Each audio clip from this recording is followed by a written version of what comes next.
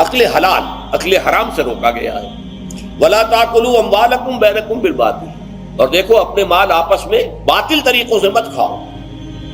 وَتُدْلُوا بِهَا إِلَى الْحُكَّامِ، اور نہ ہی اپنے مالوں کے ذریعے سے حکام تک پہنچو۔ لِتَأْكُلُوا فَرِيقًا مِنْ أَمْوَالِ النَّاسِ بِالْإِثْمِ، کہ تم لوگوں میں سے کسی کا مال گناہ کے ساتھ ناجائز طور سے ہڑپ کر جاؤ، رشوت دے کر، اور اپنے حق میں کوئی غلط فیصلہ کروا لو، وانتم تعلمون، جانتے بوجھتے یہ کام نہ کرو۔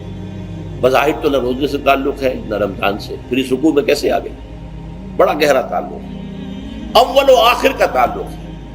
پہلی آیت میں مجرد رمضان روزے کی جو فضیلت بیان کی گئی تھی یا حکمت، غایت کیا تھی؟ تقویٰ۔ یہ تقویٰ کا معیار ہے۔ تقویٰ جو ہے ظواہر کی بنیاد پر نہیں ہے، اگرچہ ظاہر بات ہے کہ ظواہر بھی دین کا حصہ ہے۔ حضور کی وضع قطع اختیار کرنا یقیناً ایک نیکی کا کام ہے، ہر چیز میں حضور کے نقش قدم پر چلنا، لیکن یہ ظواہر پر نہیں ہے۔ تقویٰ دل میں ہو، التقویٰ ہا ہونا، التقویٰ ہا ہونا، التقویٰ ہا۔ 3 مرتبہ حضور نے اپنے سینہ مبارک اور قلب مبارک کی طرف اشارہ کر کے فرمایا تقویٰ یہاں ہوتا ہے، تقویٰ یہاں، جب یہاں ہوگا تو پورے وجود میں اثرات کر جائے گا۔ لیکن اس میں اہم ترین بات کیا ہے؟ عقل حلال، جو مشکل ترین کام ہے، حرام کا لقمہ نہ آئے، ورنہ جیسے کہ کہا گیا ہے دعا کے بہترین مقام پر پہنچ گئے ہو، حرم کعبہ کے ملتزم کے ساتھ چمٹے ہوئے ہو اور دعائیں کر رہے ہو، اب اس سے زیادہ دعا کی قبولیت کا کون سا وقت ہوگا؟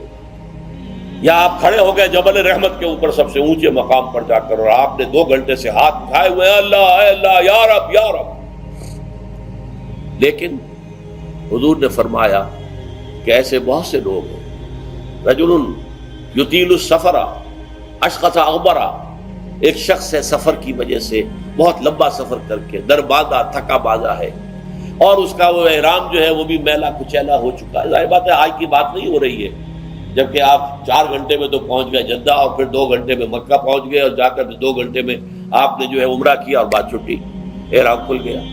تو اس میں کہاں وہ احرام میلا ہوگا، اور کہاں آپ کا بیل کچیل ہوگا، اور کہاں آپ کے جسموں سے جو ہے پسینوں کی بو آئے گی؟ نہیں۔